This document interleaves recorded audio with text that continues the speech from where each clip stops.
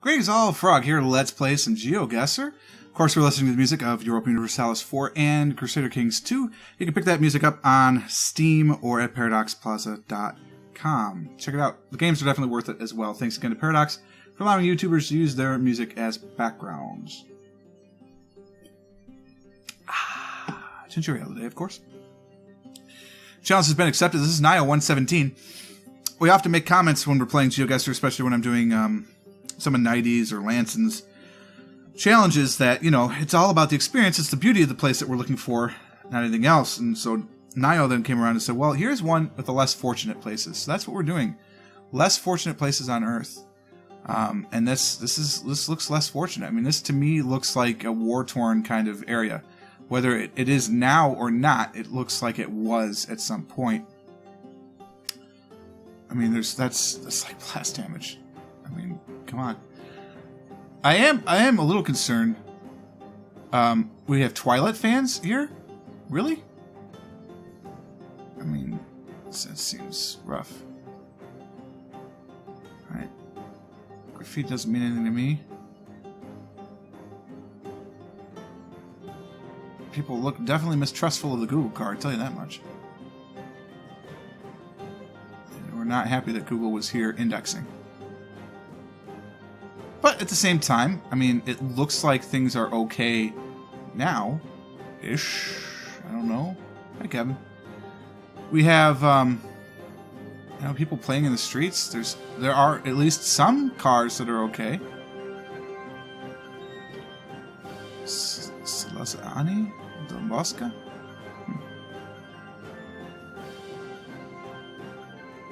Interesting mural.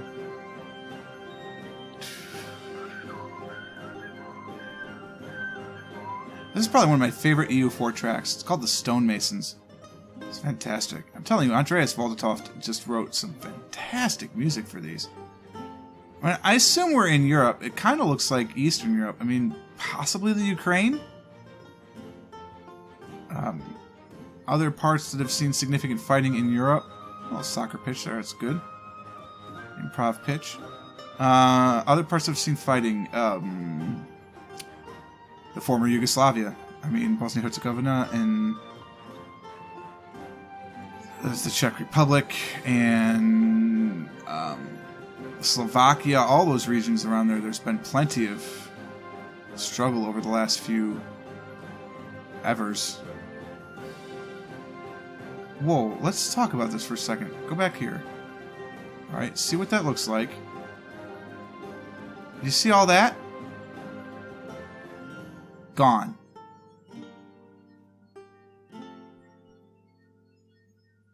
Is it gone because it was torn down? Or is it gone because they built it here?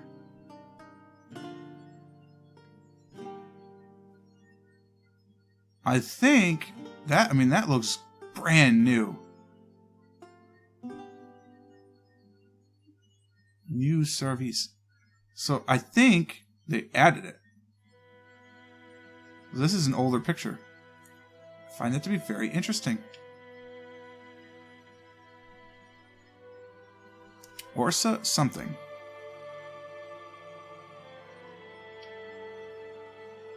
Korsice. Yermoshna?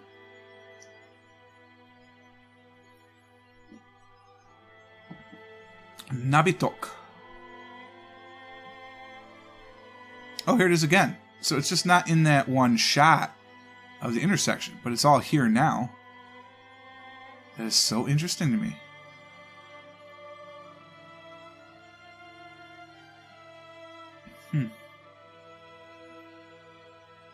Where are we? Jurok 189. Ooh, ooh, ooh! SK, Slovakia. Okay, so we're in Slovakia. That's cool. I don't know where. It's not that big, though. We're not really in it for a perfect score.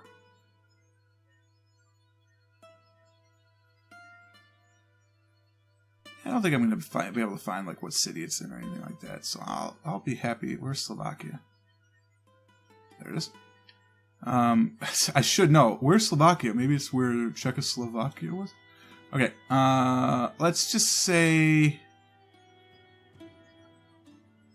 Where would we be? I don't know. Nitra. Kosice. Oh! Ah! I saw that word. Curses. Should have known that.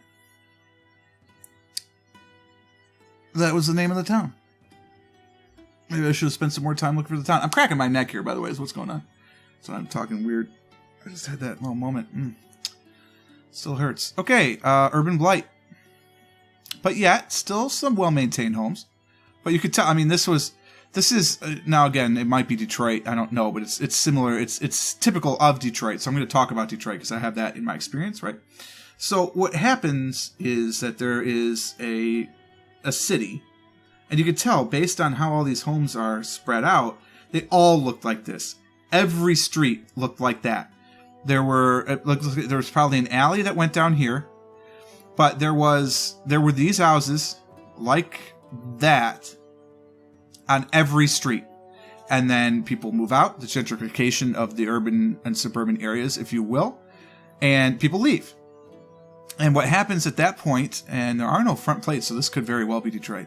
But so what happens at that point is then they're abandoned houses, and then they either burn down or they're razed or whatever. And then what happens, as you see, is that these people here are trying to make it right. So they're trying to do good things, trying to make the neighborhood better, and it just looks awkward because there's just vacant lots everywhere.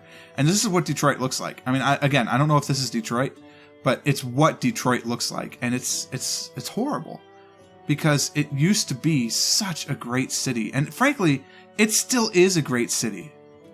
It's just been on bad times. And so what's happening now, which is really exciting, is that these lots are pennies to the dollar from what they actually should be.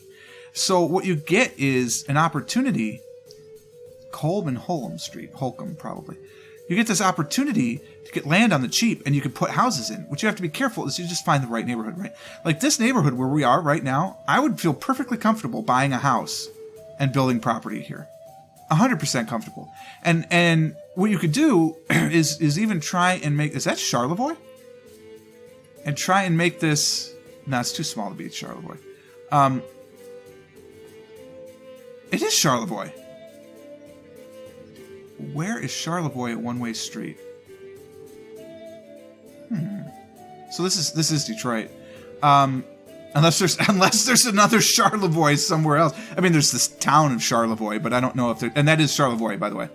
I know you French people are having a heart attack with me saying that, but too bad. That's how we pronounce it in Detroit. It's Charlevoix. And really, you can buy these lots so long as you buy them. Like this neighborhood, again, like I said, okay, here we go. This is a perfect example. This is what happens, right? This house was abandoned. Something happened that there was a fire at this house. Whether it was arson or just something happened. People were looting because you could see the wall damage even before the fire. I bet the wall looked like that because they'd come in and take out the copper piping because you can make a lot of money off of that.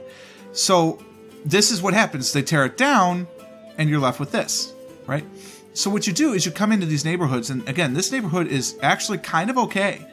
And you would buy, I don't know, I mean, you can buy 2 or 3 like this. Look at this. This is a great example. This is a second lot. These are 2 different lots. So you'd have that extra space, is what I'm saying. So you could buy a second lot, expand your home. So you'd come in, you'd buy probably 2 or 3 lots and build a house on it and have a yard and have some space. Right? I still don't know where the heck Charlevoix is one way. Charlevoix and what? What are we crossing here? Charlevoix and Crane Street. Okay.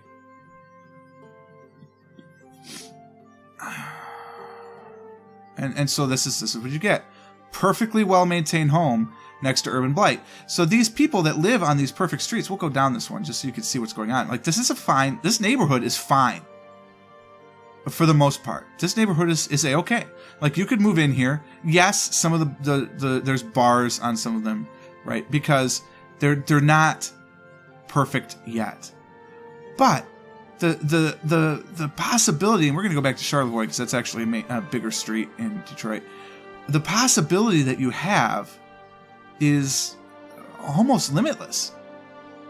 It's very exciting. And I mean, look at this. Look at what these people have done. This would have been more than one lot, right? So this corner lot, there would have been a house here. There would have been a house here. And then they buy the land and they can get bigger houses. Now, at the same time, as we move down Charlevoix, what we might also be seeing is that this is the places where there were naturally bigger houses. So let's go down this row. Yeah, so this is it's the same idea. What would happen in Detroit is you'd have rows of smaller houses, and then 2 streets over, there'd be rows of bigger houses. Maybe not like this with this kind of land. I'm sure that this was more of a purchase grab, but you'd have this mixed neighborhood. Detroit was so, that's the Waldorf school. I thought I knew where that was, but I just, so you get a very mixed neighborhoods. It was truly an enlightened city, and to see what Detroit has become, and granted, right, I'm 35, so it's not like I knew Detroit back when it was what it was, but I know of the Detroit that was like that, and I know that many of my friends, and certainly many of my peers, are trying to make Detroit great, and one of the ways that they do that is by helping tear down the old buildings, by helping to rebuild, by helping to create new by moving in here. I'm totally on a soapbox here, by the way. I understand that completely, 100%. I'm using my Z-list YouTube celebrity status to talk about how we really need to do something about this. But it's just amazing. I mean, Detroit at one point was the 5th largest city in America. The metro area is still quite large, but it's certainly not the 5th largest city in America anymore. And there are people who want to make it that way again, because Detroit easily was rivaling Chicago. There's no question about that. Was that Grand Boulevard? So Charlevoix and Grand Boulevard East. This is very confusing to me. I mean, where else are you going to have a Charlevoix and a Grand Boulevard but Detroit? Eastwood. Oh, I saw Detroit Waldorf School. Dirt. So we're just going to keep going down Charlevoix. What are we doing? We're kind of going west? Okay, so we're moving out of Detroit. That's why I'm getting confused. So we're probably already outside the belt. There's no real belt, but we're outside the expressway that I'm looking for. Charlevoix and Grand. But you can see all this open space, man. This was not open space. I mean, it wasn't. There was stuff here. Mount Elliott. Okay, yeah, I'm kind of zeroing in on where we are right now. But look at the architecture. I mean, look at this church, right? Look at that.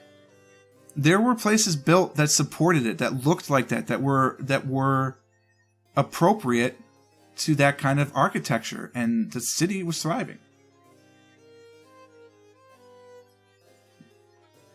It's not just the race riots, honestly, right? They were bad. They were bad. I mean, Detroit cops at that time, like many different police departments at that time, were acting on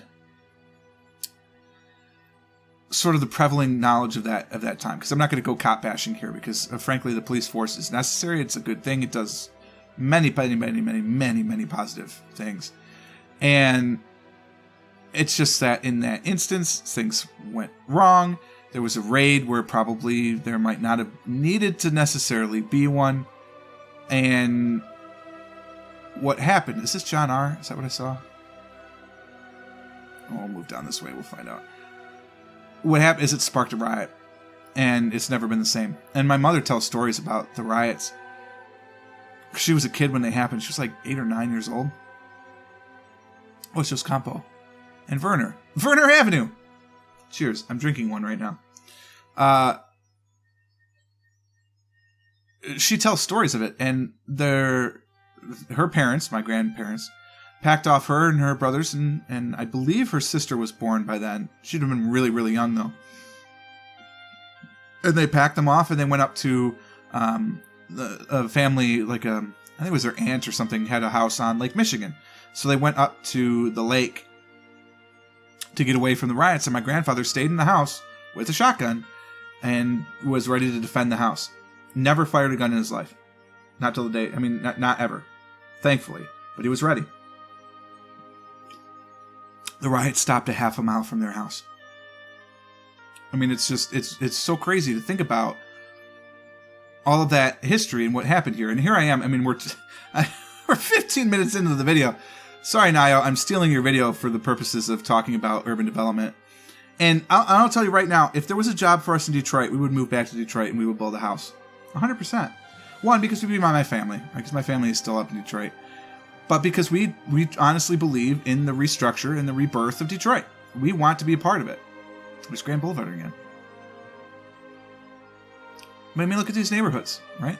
They're perfectly fine.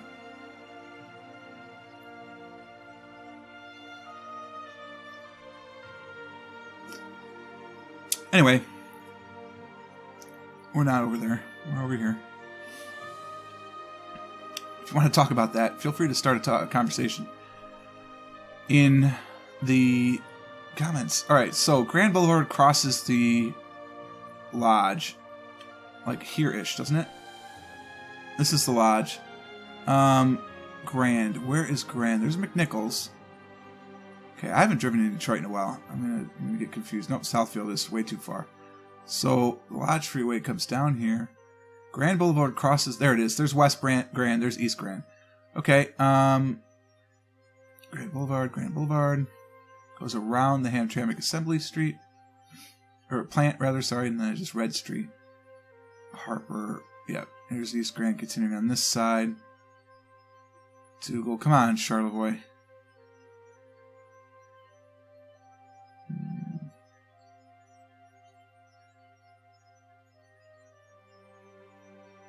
Charlevoix runs parallel to Grand.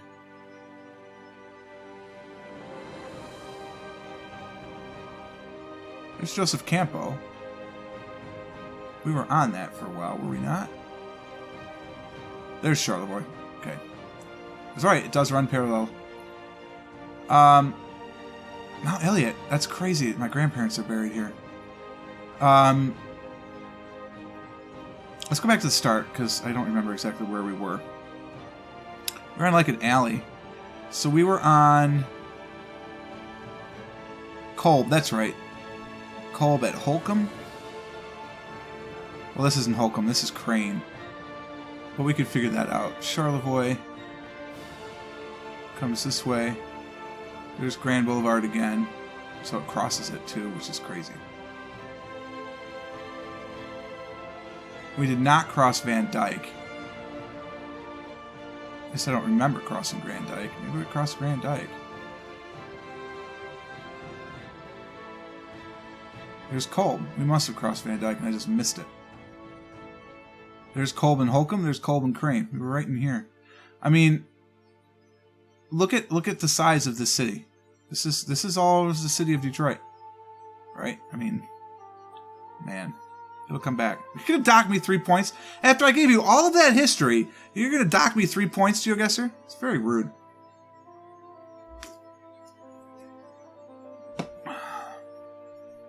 Man. Well, I mean, you can see it here. I mean, look at these are the only buildings that are left. This is cool. I mean, stuff like this is done. They add playgrounds and stuff. Man. Some of the playgrounds were there. I mean, don't get me wrong. But they added some and all that stuff. Yeah, so if you come in on Mount Elliott, come in here, you come back around. My grandparents are right in here somewhere. And then my other grandparents are over here. So like all four of them are buried in Mount Elliott. It's kind of crazy. Kind of depressing. Okay, well this is a Spanish-speaking Municipalidad de la Victoria. Okay. Municipalidad la Victoria. I mean, yikes. Is this like a war thing, or is this like a natural disaster thing? I don't know. I kind of feel like I need a break after talking about Detroit. Municipalidad de Victoria. Red, white, red. Who is red, white, red? Red, white, red. It's all over. Red, white, red.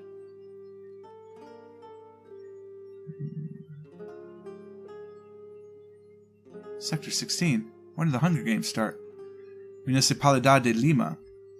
So I had Municipalidad de la Victoria, and now Municipalidad de Lima. Sector 16. Pasaje.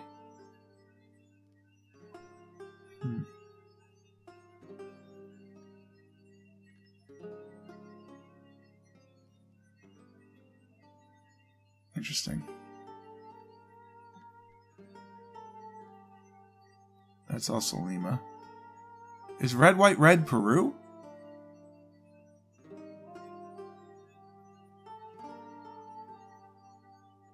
I don't know. I'll come down and try and get into the city.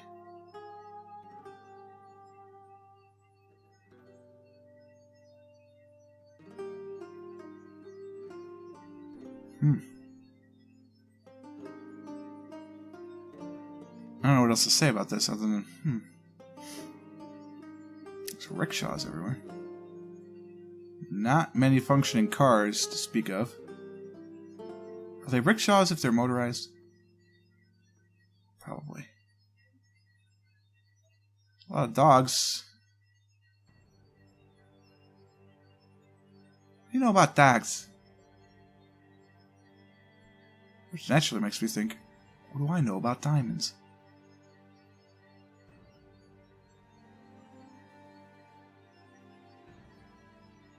Alright, we're getting down into the city. Still Municipalidad de Lima. It'd be Lima if you're in Ohio. Ugh.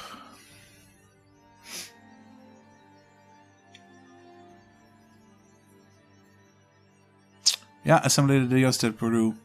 Iglesia Monte Sinai. So we're in Peru. Red, white, red is Peru, huh? Okay. A lot of pride for your country there, red, white, red. Unless that's not Peru and you're showing support for, like, conquering heroes or something. So I don't know what's up with this, why this is such, so beat up. I'm not sure. I don't know enough about the history of Peru to know if this is like again, a military thing or a natural disaster type thing.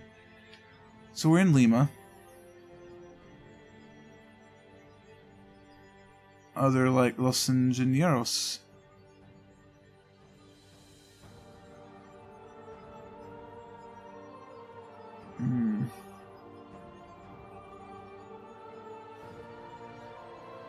I don't know how to tell. I mean, we're like up in the mountains somehow, but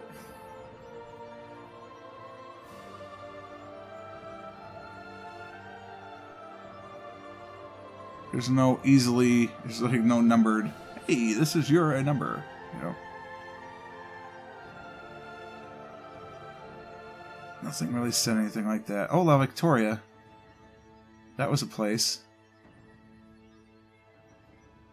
And then all of a sudden it wasn't. So we're probably like on the border of this somewhere. So let's just say we're up right in here. It's pretty good. We're up in here. Interesting. Tienda Luisa. Pepsi. Colombia? That looks like a Colombian flag. Colombia. Not Colombia, but Colombia. Again, is this war or is this natural disaster? Is this just... I mean, what's going on here? I don't know. It's a very weird thing because you've got, hopefully not dead bodies, but these are just, you know, people lying about. And then, like, you got this kid in perfect jeans and coat and backpack. Very strange.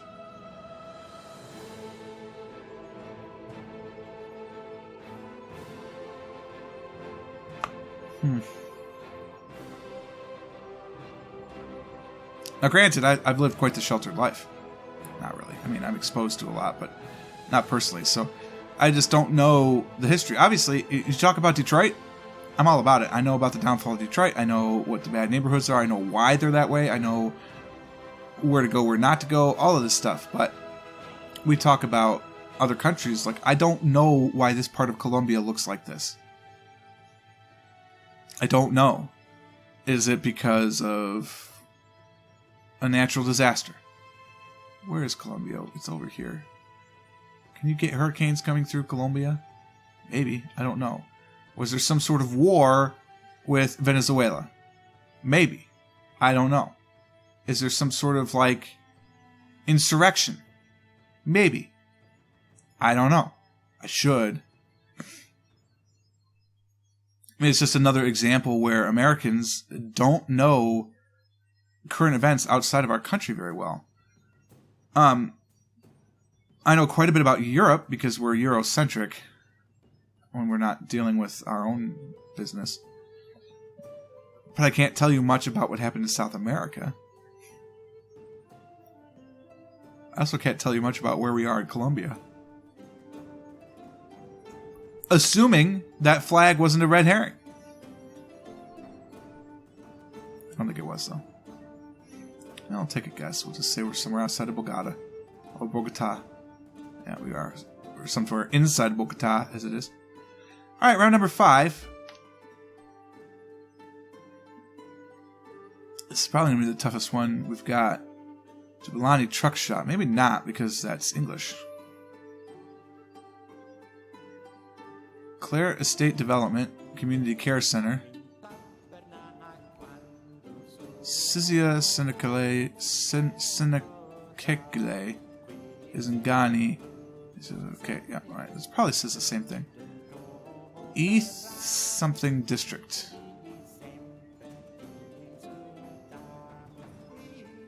Ethequini district. Alright, so instantly I'm thinking South Africa. Certainly African. Okay, let's just say that. We're probably on the African continent. So we're probably Madagascar, knowing Nio, but we're in Africa, I'm guessing.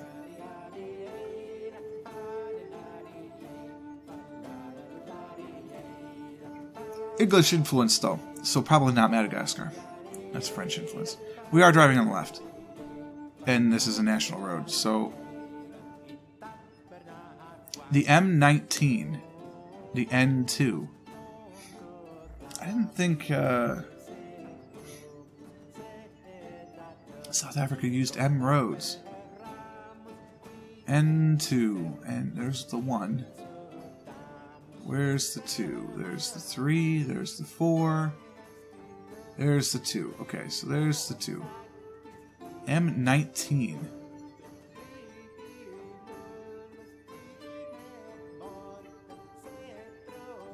Going down to Port Sharpstone.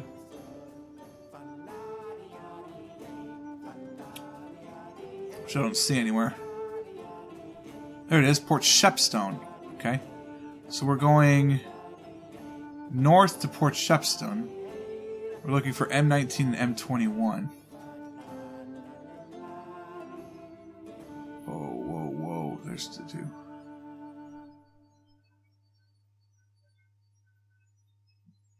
Westville and Inanda Road. That doesn't help me at all. But like, what are we talking about? M roads, man.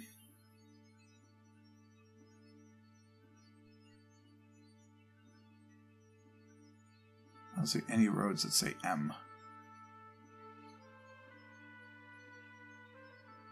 What's just happened here? What just happened here? I feel like I just fell off the road. It's a big road.